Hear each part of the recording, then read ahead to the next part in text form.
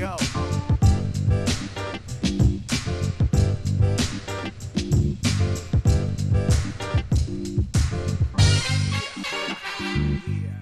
Lockout. It's the word of the day. It's December 2nd. It's the day that you've been waiting for, the day that we told you was coming. I was thinking of all sorts of different words of the day we could use, but it's a lockout. It's the number one story in sports right now. It's the number one story in business. It's breaking news by every newspaper, every network. Everyone was prepared for it. You were prepared for it. The Nothing Personal audience, you knew that 12:01 on December 2nd, the owners would lock out the players. You are hearing so many points of view right now. Everyone has an opinion about who's right, who's wrong. Everyone's taking their position. It's like you have to be in one camp or the other. Either you're in favor of the billionaire owners, or you hate them, or you're in favor of the millionaire players, or you hate them, or you're generally prefer unions, or you're anti-union, and you are taking that as your position here in baseball. I want to help you take a different position. I want to help you understand what's happening, and when you read all of the propaganda that's being sent your way, you'll come to Nothing Personal, and it won't be propaganda anymore. So leading up to yesterday was not a day of negotiations, or a week, or a month, or a year. Both the players and the owners have been prepared for December 2nd at 12:01 a.m. since the day after the agreement came into effect in 2016. Do you know that we start preparing for the next CBA the second the current CBA is signed? The way we do it is we put things into categories. We have areas of concern. An area of concern are things in the collective bargaining agreement that we believe the players will not be happy with. We have areas of no concern. This is in the CBA. We're not going to have to renegotiate that. It's going to work, and we're going to leave it in the areas of no concern. During the course of the 5 years of a collective bargaining agreement, there are grievances that take place. Grievances take place over the interpretation of certain provisions in a collective bargaining agreement. Grievances take place for unforeseen reasons that happen during a collective bargaining agreement. COVID, the pandemic, not expected in 2016, impacted the 2020 season, led to a huge grievance over the number of games that were played in the pandemic-shortened season. That's an ongoing grievance. The owners keep track of certain issues and start preparing to bargain those issues well in advance. One of them is revenue sharing. One of them is arbitration. One of them is free agency. When you have an economic issue in the game, like the universal designated hitter, why is that an economic issue? Because it's 15 higher paid jobs. Think about a union and think about management. Union wants as many high-paying jobs as possible in any industry. I want more high-paying jobs. Management wants the cheapest possible labor who can do the job of the more expensive laborer, because they then want to replace the more expensive laborer with the less expensive laborer, thereby getting the same output for fewer dollars. That's the goal of management.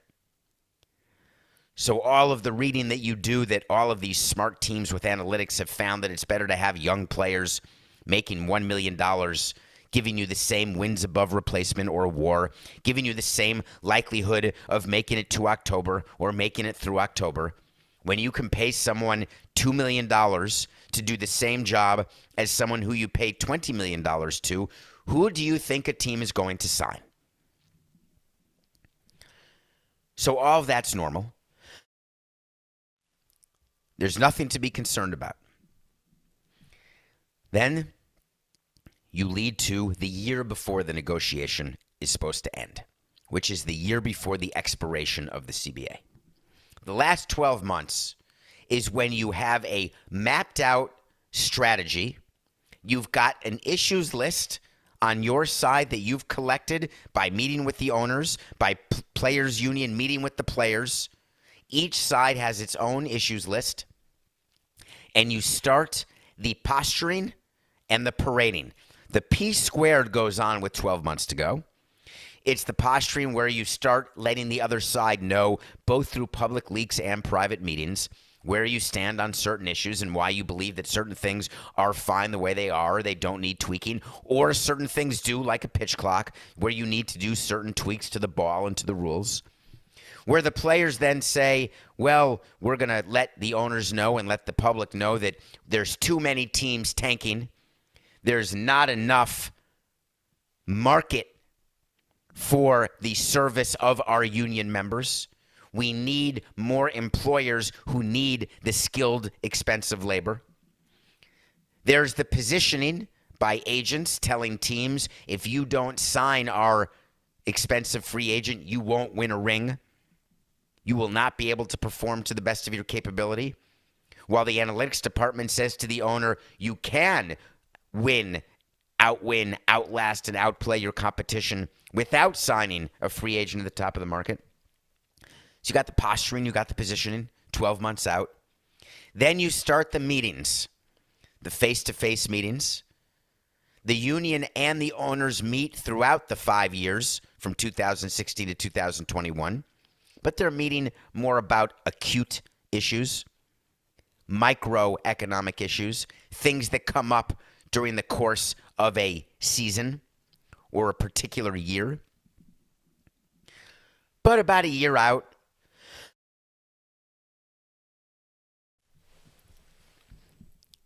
bless you, thank you. About a year out, you start negotiating issues contained in the next agreement. So baseball was doing this and everything was going fine, totally normal. The result of the 12 months of negotiating ended yesterday when in Dallas, Texas, you had a 7-minute meeting between players and owners, which was on the heels of a 30-minute meeting. You had leaks coming out from media members, both given by the union and by owners, saying we're not going to get there. Everyone be ready. But here's a nugget. Both sides knew the lockout was coming before the first pitch of the 2021 season. There was no doubt, because in the months that led up to the negotiating of the new CBA that went up until April, it was very clear that no deal would be made by December 1st. And when no deal is going to be made by December 1st, you still have to follow a procedure. It's the law that you have to negotiate in good faith. You have to be at the table. Even when you know it's not going to matter, you have to be at the table and try to find a path forward to an agreement. Then you have to say there's an impasse, and then you can lock out. Everything the owners have done has been by the book and all purposeful. I thought they would do a way better job of hiding their Machiavellian tendencies. But then at 12:01, when the lockout happened, as we said it would, I think it was a wait to see yesterday, Coca. At 12:01, when the lockout happened, Rob Manfred released a letter. You're going to read this letter because it's the only thing you can read on the website. They pulled out detour. Side note, did you go on MLB.com, Coca? MLB.com has pulled all player information, all pictures of players. They have a little note that says, we're going to focus on the rich history of our game because we, right now, because there is no agreement, cannot have players on the website. And people are getting it wrong. The reason why, there is a deal in the collective bargaining agreement. You've heard of this with college, right, Coca? Name, image, likeness.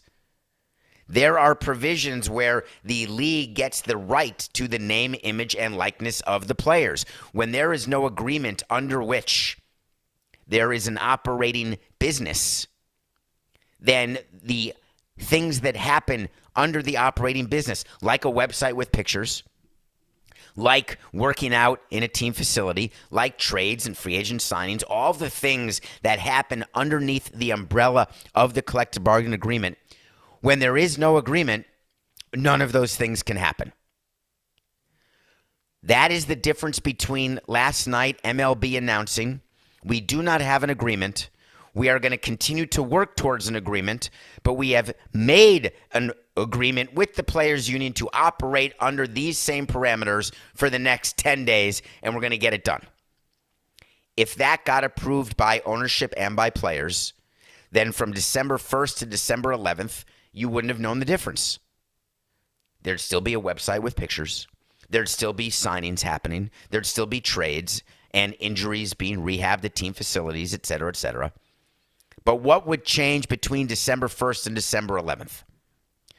Why would baseball and its owners agree to extend the deadline for this agreement, knowing that the other side has no interest in coming to an agreement right now?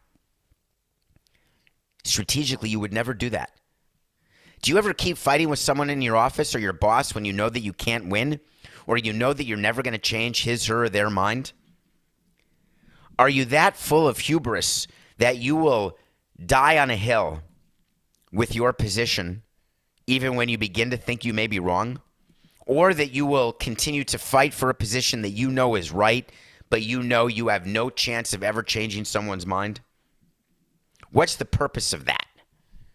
Or do you decide just to try to preach to the choir, where you try to get confirmation bias, where you get everyone to surround you who agrees with what your position is anyway, and then you argue what your position is, and they say, oh, I see that, I agree with that, and you get emboldened by saying, look, my position's right, but you haven't convinced one person who had another viewpoint to come to your side of the hill of the argument? No one on the owner's side has convinced the players of one position that the owners have that the players are willing to say, you're right, we agree. No one on the players' side has convinced the owners on one position, on one argument that, hey, you're right, come to our side. We'll come to your side. There was not a meeting of the minds, which is both a legal term and a term that sometimes you use during the course of your day. Hey, that's a misunderstanding. That's how you'd say it. You misunderstood me. How many times in your relationship do you say that when you're having an argument and then you realize, I may be wrong. And what you say is, oh, no, you misunderstood me. I really meant to say X, Y, and Z. And then your partner says, well, wait a minute. X, Y, and Z is exactly what I said in the first place. If I knew you agreed with X, Y, and Z, we never would have had the argument. And you say, oi, of course I meant X, Y, and Z. And then you look at each other strangely and maybe have sex. The players and the owners right now are speaking to you, the fan. They're not speaking to each other.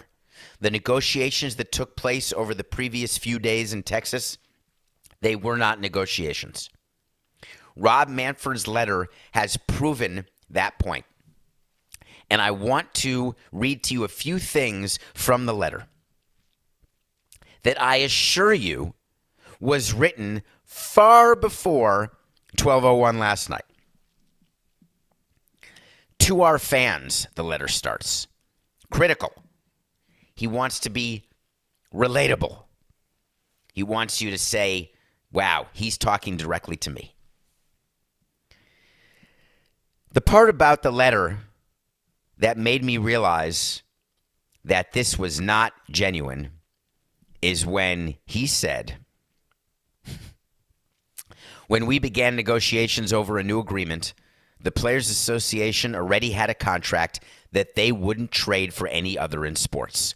What he's trying to get you to believe is that the MLB union is the most powerful union in sports, and the deal with the MLB players is the most player-friendly deal that exists.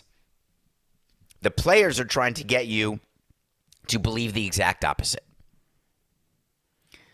I would like you to consider just one thing.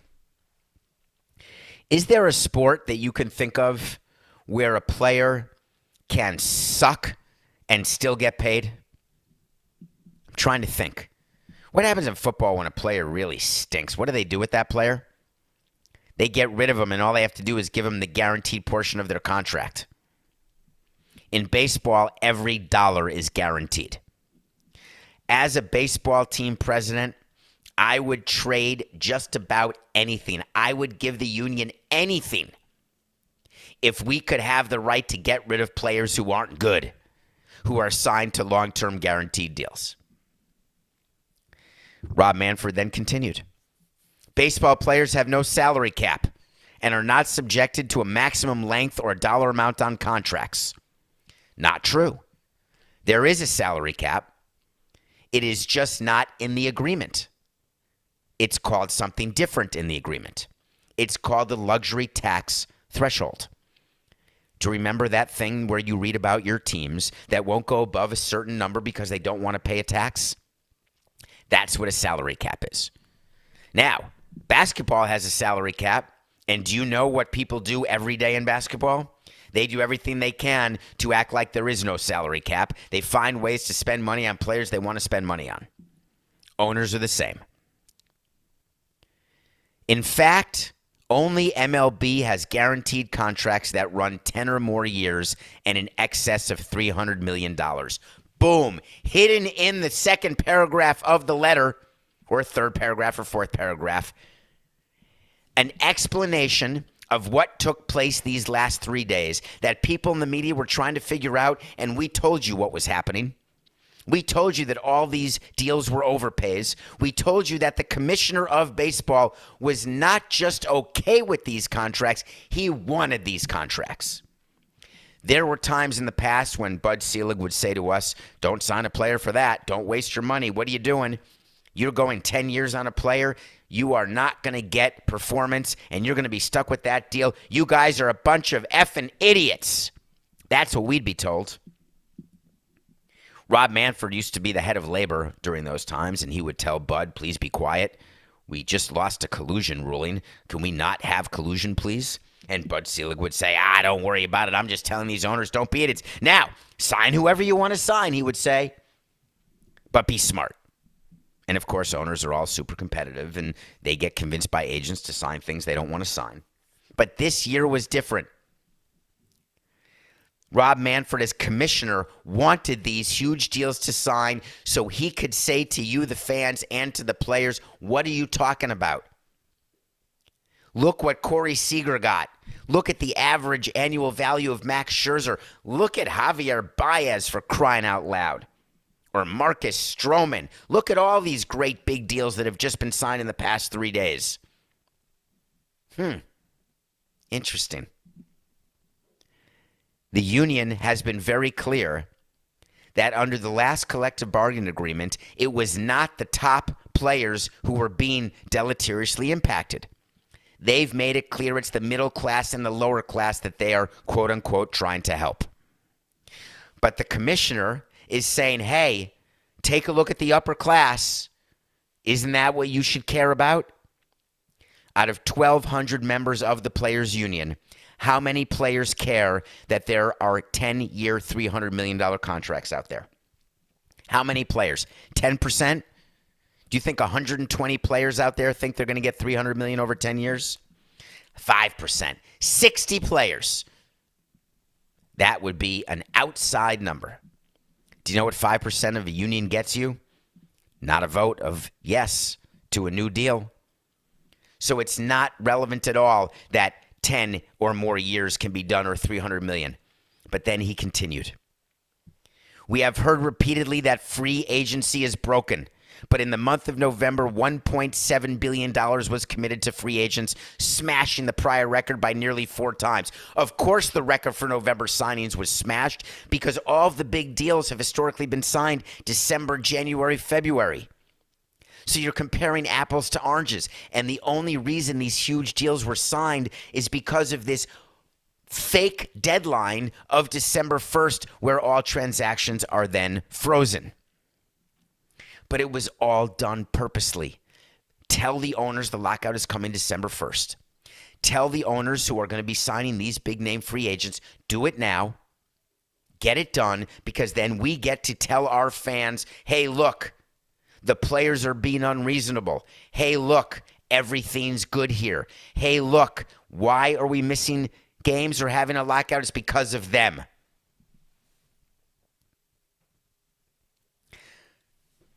We worked hard, the letter continues, to find compromise while making the system even better for players by addressing concerns raised by the Players Association. And then he goes into a list of all the things that MLB has offered during the negotiation.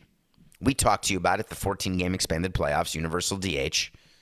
We talked about the fact that they offered a minimum payroll of $100 million that then came with a salary cap. We talked about that MLB said, we'll let everybody be a free agent at 29.5. They talked about, we'll get rid of arbitration. You don't like arbitration? We'll get rid of it, and we'll pay players out of a pool of money according to WAR. Every single proposal that was made by the owners was made to get rejected. Every single proposal made by the players to the owners was proposed to get rejected. It's like you play a game and you have to set up your bunker. Like Stratego. Does anyone play Stratego anymore? Where you have to, it's like capture the flag, and you put your flag down and you can't surround it fully by bombs. You've got to leave a path, an accessible path for the flag to be caught. You also have to have a piece on the board that can capture the bomb and defuse the bomb. But you've got to keep a pathway open. But the majority of the flag is surrounded by bombs, and then you set up pieces around the board to both play defense and offense. That's what collective bargaining is. It is pieces on a chessboard that are being used offensively and defensively. All of the proposals made by the owners were offensive. They were both offensive to the players and meant as an offense. All of the proposals made by the players were equally offensive and used solely for offense. So in his letter to you, the fans, Rob Manfred wanted you to believe that everything that was done out of love of the game, respect of the game, a desire to continue labor peace, a desire to get a deal done. Not one of them was. He then continued, just in case you were going to be confused and have one scintilla of sympathy for players. When negotiations lacked momentum, we tried to create some by offering to accept the universal designated hitter, to create a new draft system using a lottery similar to other leagues, to increase the competitive balance tax threshold that affects only a small number of teams. Those weren't real proposals. When you accept the universal designated hitter, that's like having an argument with your friend, and one of the things you're arguing over is which pizza place you're going to go to, and you like both pizza places, and so does the other guy. And so when you agree to go to the pizza place suggested by the other guy, you say, look at how giving I am. MLB accept the universal designated hitter because all of the owners want the universal designated hitter because they don't want their pitchers hitting anymore. Period. But they made it an economic issue because designated hitters make more money than minimum players. Therefore, by accepting the designated hitter, what they also paired that with was certain economic concessions by the players in order to make it a free trade. No blood. We're taking on an extra 15 players in the National League to be designated hitters who are going to make $10 million a year. We are getting $150 million in something else. All of that's normal. Then the letter continues. This hard but important step does not necessarily mean games will be canceled. They workshopped that. They would have preferred to say, this important step does not mean games will be canceled. But you can't tell the other side that you're not willing to cancel games because then the other side will have no reason to ever give in on anything because they know at the end, right before games are going to be canceled, that you will give in. So you have to put in the word necessarily. This hard but important step does not necessarily mean games will be canceled. In fact, we are taking this step, meaning the lockout, now because it accelerates the urgency for an agreement.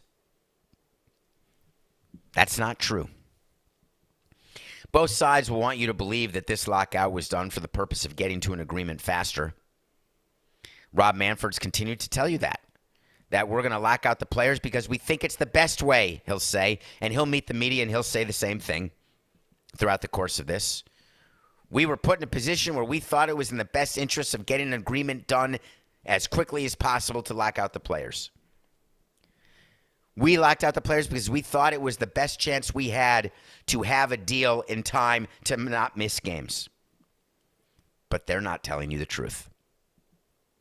The reason they're not telling you the truth is that the owners are willing to miss games.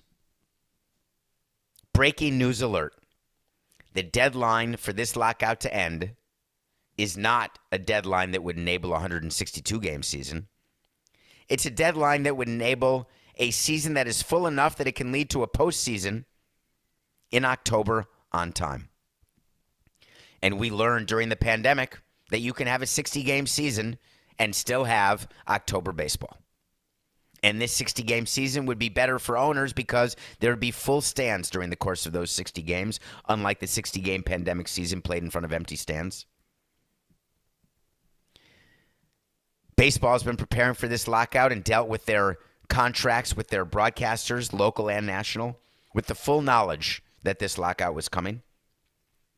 The minute that the players and owners signed the last deal in 16, we knew a lockout was coming in 21 because we knew we had gotten the best of Tony Clark. What we didn't count on was that the players would get smart and hire Bruce Meyer.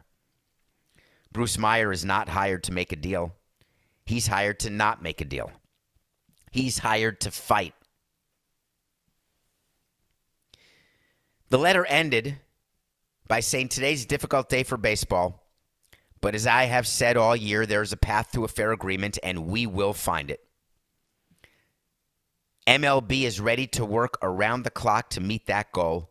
I urge the Players Association to join us at the table. Come on, Rob, you didn't need to end it with that line. That was the last line. I urge the Players Association to join us at the table. This is a letter to the fans. When you do a letter to the Players Association or to your players, you can end it with, I urge you to join us at the table. Let's go. Or even in the media, you can say, I urge you.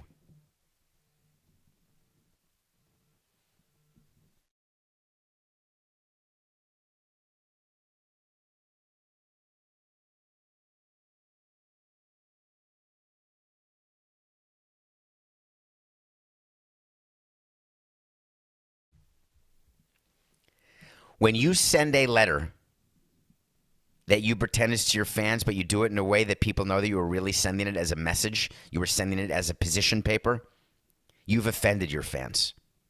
So what does the union do then? The union sees the letter to the fans. The union sees the empty website. They have their own statement ready to go, and their statement was a little bit shorter. It was not to fans. It was just a statement. This shutdown is a dramatic measure regardless of the timing. No, it's not. They want to appeal to you as a fan to hate the owners and to say you didn't have to do this lockout. There was no reason for it. It's not a dramatic measure. It's not required by law for any other reason. That is also not true. Lockouts and strikes are never required, but they are used strategically by both management and union to get to an agreement. But they don't want to bother you with that. The players don't. Then they want to say, and they did, it was the owner's choice, plain and simple, specifically calculated to pressure players into relinquishing rights and benefits. No shit, Sherlock. Everything you do as a player is to gain more benefit for yourself. Everything owners do is to gain more benefit for them. Why are you putting that in a statement? That everything the owners do is calculated to pressure players into relinquishing rights and benefits. You're damn right. I never did one thing as management saying to myself, you know what I want to do today? I'm going to choose to do something from 10 to 11 a.m. And the sole purpose of what I'm doing is to give up something that I have earned through negotiation. I'm going to give you a little extra because I like you. I never went up to a player one time and said, you know, your contract calls for a $100,000 bonus for what you just did, but I like you so much. I'm going to give you $125,000. I'll give you $250,000. Never. Do you know the agreement calls for you to make 4 community appearances per year, but I really forget it. You can just make 2. We're good. Of course you don't do that.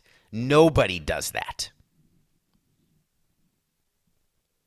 These tactics are not new, the union said. We have been here before, and players have risen to the occasion time and again, guided by a solidarity that has been forged over generations. We will do so again here. Hip, hip, hooray. The union is as tone deaf as the owners. It's already happening, my worst nightmare, where they are trying to position themselves as the heroes, the victims. Look what crimes are being perpetrated against us. We're the players' union. We've been around. We've had to strike. We've been locked out before. We've missed a World Series. We've had a split season. We've had work stoppages just like our brothers in hockey and in football and in basketball. We know exactly what to do. We've got a lot of money saved up. You're going to hear a lot of that in the coming days, weeks, and months. The players saved a lot of money. What kind of money did they save? Players get paid both in salary. They also, from the union, get something called licensing.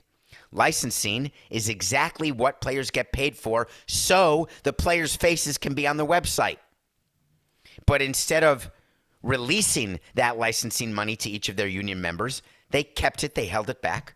The same way in baseball, the commissioner's office withholds certain national revenue that would normally be distributed to the teams. They withhold it in order to have a lot of extra money built up so that teams can withstand missing games and players can withstand missing paychecks. Right now, no team needs a war chest because there is no revenue being missed. Right now, players do not need money from the union because they would not normally be making money now. They're not losing any money now. That is why, when hearing about the lockout today, it is so important for you to realize that nothing out of the ordinary is happening. It's not the end of the world as we know it. It is simply a step as we head toward next season under a new agreement. That's all it is. So there's going to be much more about this lockout, and you're going to come right back here to Nothing Personal. We're going to end the show with that because I want you to marinate over this. I want you to think about what both sides are doing and always be aware that there's much more to the story than what the two sides want you to think, because they have one commonality of interest, and that is it's just business. Hey, fans, this lockout is nothing personal.